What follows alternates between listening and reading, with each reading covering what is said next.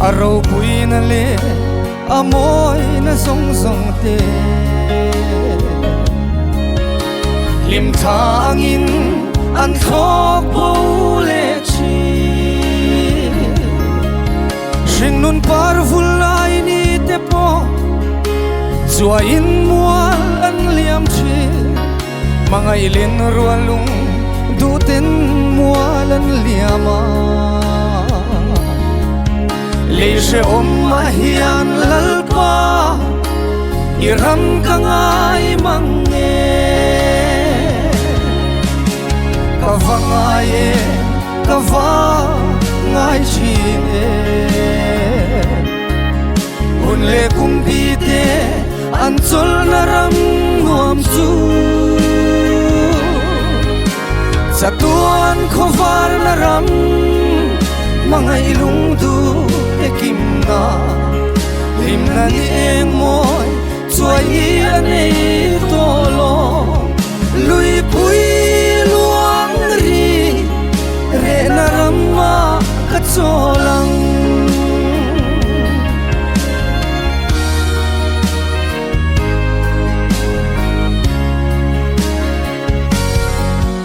ni nuaya thil om zong te hi eng ma lo mai an ni e tu po he tuin chu an tui hal le ang sol na thai hlim alo om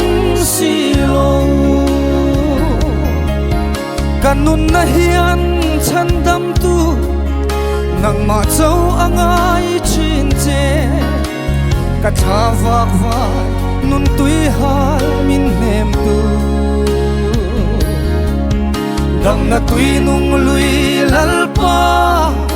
o ka va han ngai che ka va ngai ka va ngai chine hun le kum pi de an chul na ram nuam chu satuan khovar na ram mangai lung tu te kim na lim na ni eng moi chuai li anei to lo lui pui luang ri re na ram ma ka cholang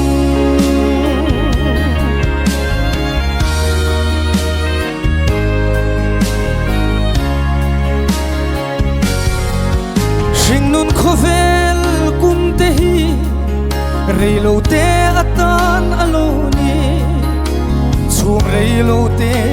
langaral le ang mai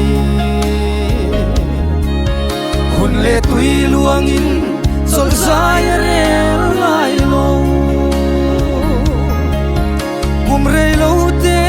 ral hunin khovel sing nun pelin kirle ngai to lo na kong ka zo don si dam chung ni te chiar dan lalpa nang in min sir ti rang che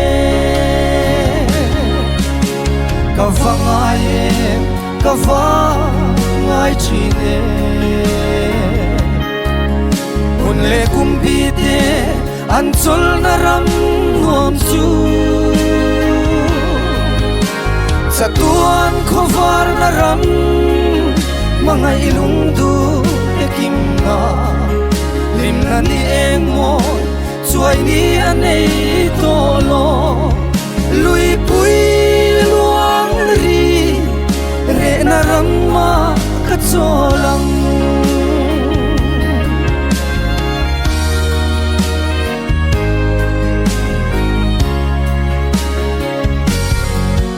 mangai len rual lui te khan famri sangan kai zo ta andam lai sing nun thon thu angin atop ta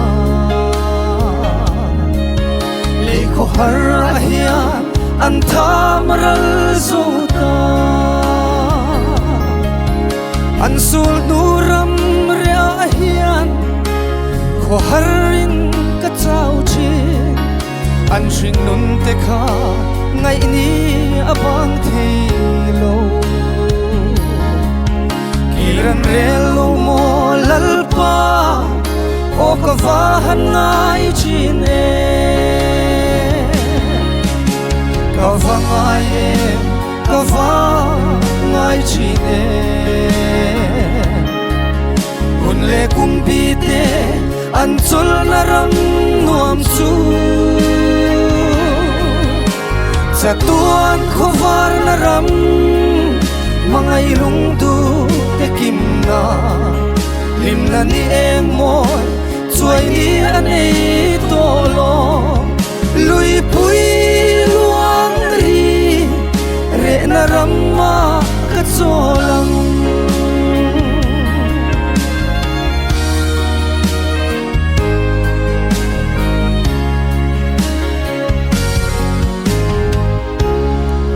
Paro pui berrose